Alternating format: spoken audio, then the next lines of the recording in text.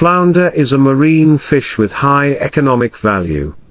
And to catch them, fishermen often use typical methods. One of the popular methods is using trawls. Fishermen will drop the trawl to the seabed, where flounder often hides. Because flounder have the habit of lying close to the seabed, the net will be dragged over the sandy or rocky areas where they live. In addition, there is also the method of using nets or gill nets to catch flounder. The nets are dropped to the seabed, then pulled up when flounder is caught. To increase efficiency, fishermen often choose areas with moderate depth, where flounder congregates most during the spawning season. Catching flounder requires skillful techniques and experience, because flounder often hide very cleverly under the sand, making it difficult to detect and catch them.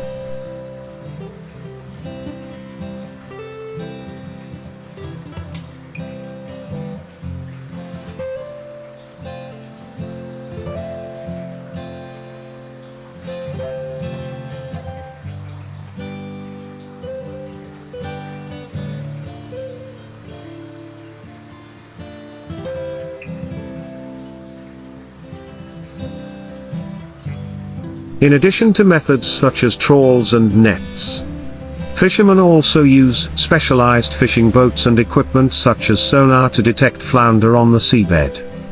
Sonar helps to pinpoint the location of flounder and other fish, saving fishermen time and effort. Another method is to fish for flounder using bait, usually natural bait such as shrimp or small fish, tied to a hook. The hook is lowered to the seabed where the flounder lives, and the fisherman must wait patiently until the fish bites. However, flounder fishing is not only about harvesting marine resources but also about protecting this resource. Because flounder has a slow reproduction rate, and is susceptible to overfishing, many countries have enacted regulations to protect and maintain flounder populations.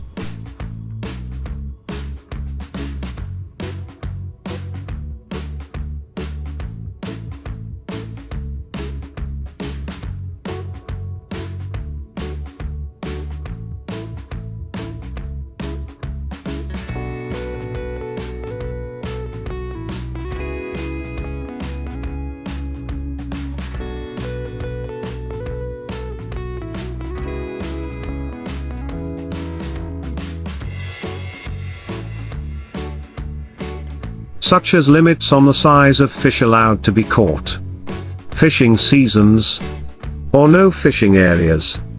This helps maintain the ecological balance and ensure the future of halibut resources. In addition to traditional fishing methods, technological developments and the application of new techniques are also playing an increasingly important role in protecting halibut resources. One notable advance is the use of smart nets with mesh sizes specifically designed to catch only fish of a certain size, helping to avoid catching juveniles or fish that have not reached reproductive age. At the same time, the application of sustainable fishing methods, such as purse seine fishing, also helps to minimize the impact on the marine environment and other marine species. An emerging trend in the halibut fishing industry is the development of models for raising halibut in artificial environments or in mariculture systems.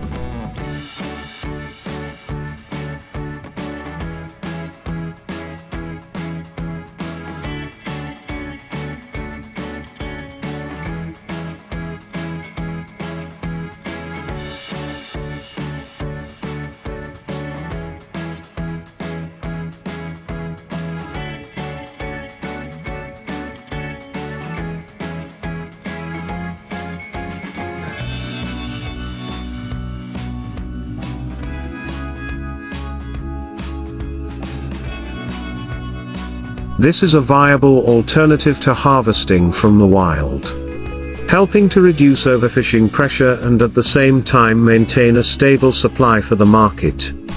Flounder farms not only help protect natural resources but also create high-quality products that are easy to control in terms of food hygiene and safety. However, despite advances in technology and fishing methods, maintaining and developing flounder resources still requires close coordination between fishermen, authorities and the community.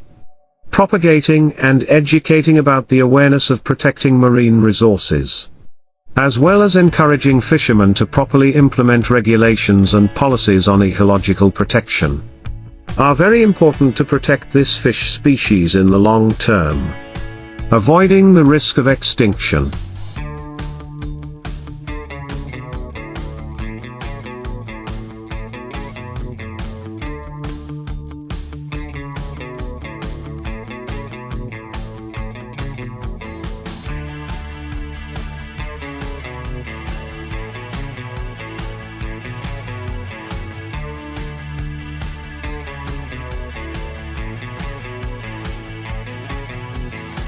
In addition to technical and technological solutions, raising public awareness also plays a key role in protecting and maintaining flounder resources.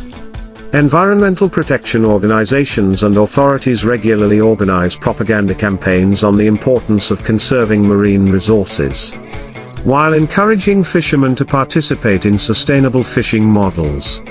Workshops and training courses on safe and reasonable flounder fishing techniques are also held to help fishermen better understand methods to protect marine resources and how to maintain a sustainable livelihood without depleting resources. In addition, the construction of marine protected areas, where flounder can live and grow without being disturbed by fishing activities, is also one of the effective measures. These protected areas not only help protect flounder species but also protect marine ecosystems, creating conditions for other marine species to develop.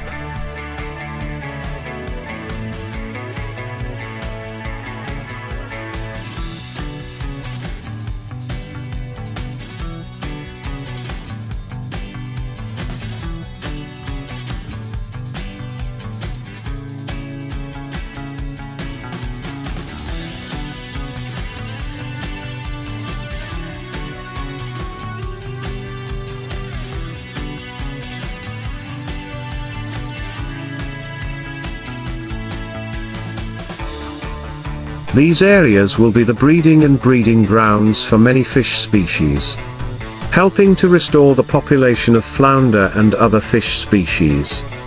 Along with that, relevant countries and regions need to develop synchronous policies and laws, especially in the management and monitoring of fishing activities. Measures such as licensing, monitoring catch size and strict handling of violations will help maintain the sustainable development of the halibut fishing industry. The application of modern technologies in resource management, such as satellite-based vessel monitoring systems or mobile applications that help fishermen monitor and comply with regulations on marine environmental protection, are also important steps. In the future, combining technical and legal solutions will help the halibut fishery develop sustainably.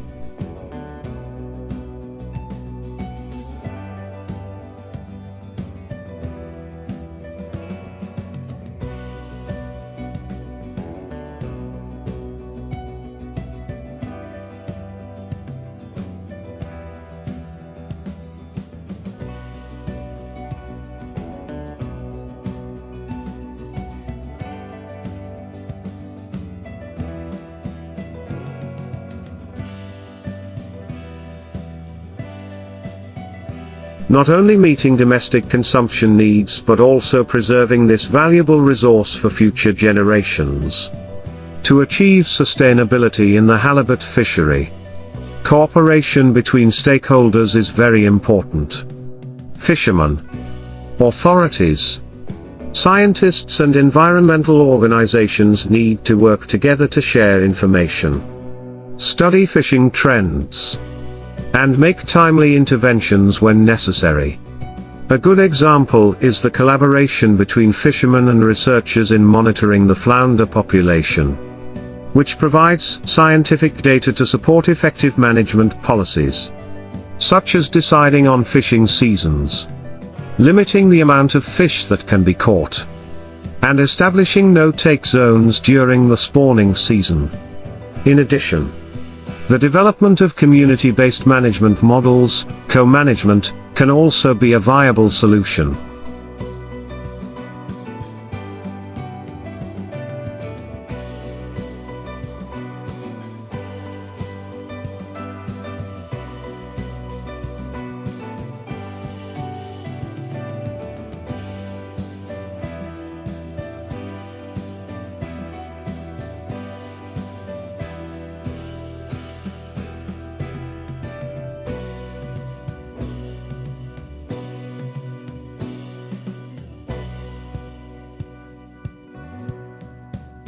In this model, the fishing community will be directly involved in establishing and enforcing regulations to protect flounder resources. Local fisheries organizations, together with environmental organizations, can help fishermen better understand conservation measures and monitor the implementation of regulations. This not only creates a long-term commitment to protecting the resource, but also helps strengthen the community's sense of responsibility for maintaining a sustainable resource. Another important factor is the development of markets for responsible consumption of flounder. Processors, distributors and consumers need to be concerned about sustainable fishing and food safety standards. Certifications such as the Marine Stewardship Council, MSC, or similar certifications for sustainable seafood can help increase transparency in the supply chain and encourage producers and fishermen to comply with environmental protection regulations.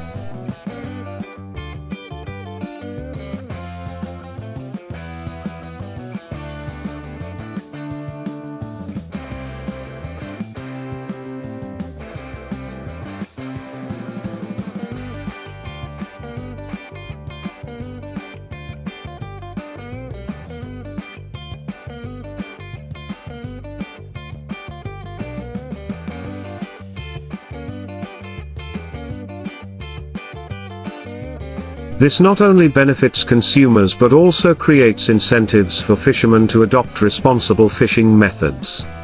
Finally, global efforts to protect marine resources, including halibut, need to be strongly promoted. International conventions on marine protection such as the United Nations Convention on the Law of the Sea, UNCLOS, and the United Nations Marine Protection Initiatives all contribute to raising global awareness and responsibility for marine species. International cooperation in research, information sharing and marine resource management will help protect flounder species not only at the national level but also at the global level.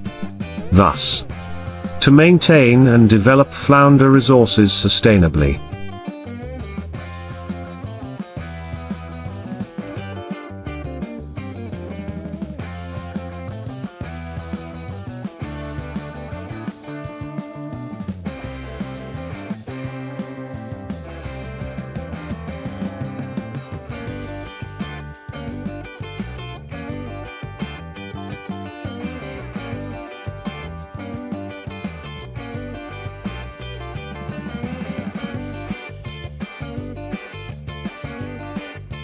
A harmonious combination of technology, policy, community and international cooperation is needed. Only when all parties work together can we ensure a sustainable future for this fish and the marine ecosystems in which it lives. Continuing efforts in conservation and sustainable development. An indispensable factor in the management of the flounder fishery is innovation in scientific research. Studies on the biology, ecology and behavior of flounder will help clarify the factors affecting their growth and development, and provide important data for building effective conservation strategies. Using new technologies, such as genomics to study the health and genetic diversity of flounder populations, could help to develop better protections for vulnerable populations. Research could also support the development of artificial flounder farming models.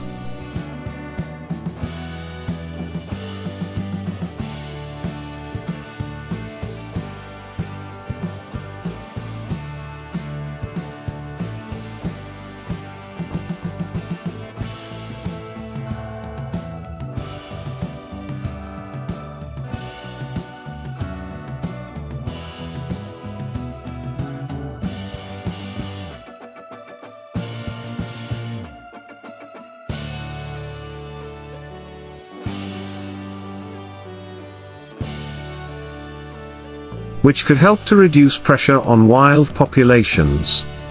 Modern aquaculture systems can replicate the natural habitat of flounder, thereby promoting healthy fish and reducing the risk of extinction. Such initiatives will not only protect flounder stocks, but also create economic opportunities for fishermen who can participate in farming, reducing overexploitation from the wild. In addition, the development of green economic models, such as ecotourism and eco-fishing, could also be a sustainable solution. Marine protected areas where flounders live can become attractive tourist destinations, attracting visitors who want to explore and learn about marine ecosystems. Visitors can participate in activities such as scuba diving to see corals, visiting protected areas.